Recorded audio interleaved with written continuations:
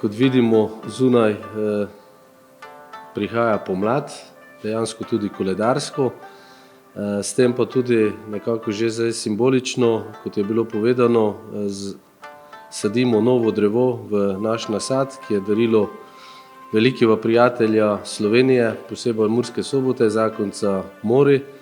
Kot veste, je Yukio Mori tudi naš častni občan in dejansko je njegova obljuba, da vsako leto posadimo še eno japonsko češnjo v ta naš prekrasen nasad, ki bo dejansko tudi z staranjem vsako leto lepši, bogatejši in tudi ta pogled na sam nasad seveda bo nekaj posebnega.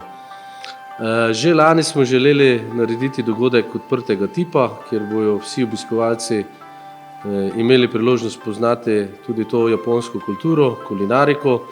Žal nam je lani zagodlo vreme, upam, da bo letos boljše in da res pripravimo en čudovit dogodek s pestrim spremljevalnim programom. Dejansko češnje simbolizirajo tudi pomlad, zaupanje, ljubezen in nekako tudi to prijateljstvo med našo in pa daljno kulturo iz Japonske, ki je dejansko plod tega odličnega sodelovanja z zakoncema Mori. Tako da vse skupaj prijazno vabim, da v soboto 28. marca od 10. ure naprej obiščete tukajšnje prizorišče Ekspana ob Soboškem jezeru in dejansko podoživite to, kar pripravljajo tudi v Zavodu za kulturo, turizem in šport in pa v razvojnem centru. Jaz sem izredno vesel, da tokrat prvič dogodek organiziramo kot festival v sodelovanju z Mestno občino Murska Sobota in pa Zavodu za kulturo, turizem in šport Murska Sobota. Kot rečeno, smo v soboto 28. marca pripravili nek pester program, kjer bo, verjamem, vsak lahko našel nekaj zase. V prvem delu najprej sledi zasaditev japonske češnje, ki je darilo Yukija, in pa uvodni nagovori in pa seveda potem glasbeni nastop in pa nastop vrtca Murska Sobota. Obiskali pa nas bodo tudi učenci iz osnovne šole 1 Murska Sobota, ki so v preteklem letu sodelovali nadaljavo z njihovimi vrstniki na Japonskem. Pripravili smo tudi različne delavnice za otroke, tako poslikavo obraza, igralni kotiček. Prihajajo tudi Združeni judo Murska Sobota, kjer bodo prikazali nekatere vaje, sledi fototočka z japonskimi motivi in pa, kar bo še posebej zanimivo, tudi prikaz brušenja japonskih nožev, kajti dogodek bo tudi zelo kulinarično obarvan.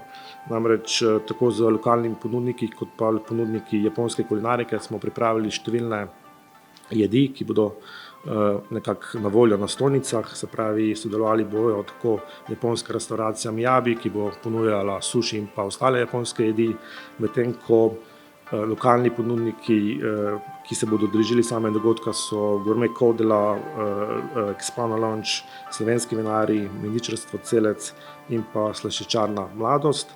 Za tiste izjemno pogumne pa pripravljamo tudi suši delavnico tukaj v tem prostoru, vendar že na tem mestu lahko povem, da so tukaj obvezne prijave in pa moram reči, da smo zjutraj, ko smo lansirali to spletno stran oziroma Facebook stran, so že prve prijave tukaj, tako da so sama mesta izjemno omejena. Naj še povem, da smo na žalost seveda ponovno odvisni tudi od vremenskih pogojev. Vkolikor bo seveda dež, bo dogodek odpadal. Namreč tukaj na tem mestu pač nimamo rešitve, kajti res tokrat želimo dogodek odpreti javnosti, občanom, občankam in zato pač računamo, upamo na dobre vremenske pogoje. Naj še povem, da je pravzaprav ta dogodek nekako vstop ali pa otvoritev same sezone na Soboškem jezeru.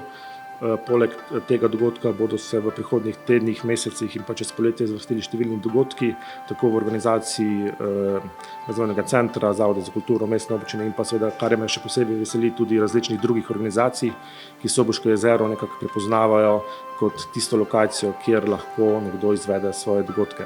Mi nekako sledimo viziji Mestne občine potem, da to jezero razvijamo kot neko športno-turistično destinacijo na eni strani, predvsem za turiste, da lahko tukaj preživijo svoj čas in pa, kar je tudi pomembno, da Soboško jezero postaja neko družbeno stičišče občanov in pa občank Mestne občine Murska Sobota, da se lahko tukaj prihaja na oddih in tukaj preživijo svoj prosti čas. Naj še povem, da so vse informacije o samem dogodku objavljene na naši spletni strani expano.si, Facebooku in pa seveda tudi na spletni strani Mestne občine Murska Sobota, tako da če bi kdo imel kakršnokoli vprašanje, pa smo seveda na voljo tudi preko elektronske pošte.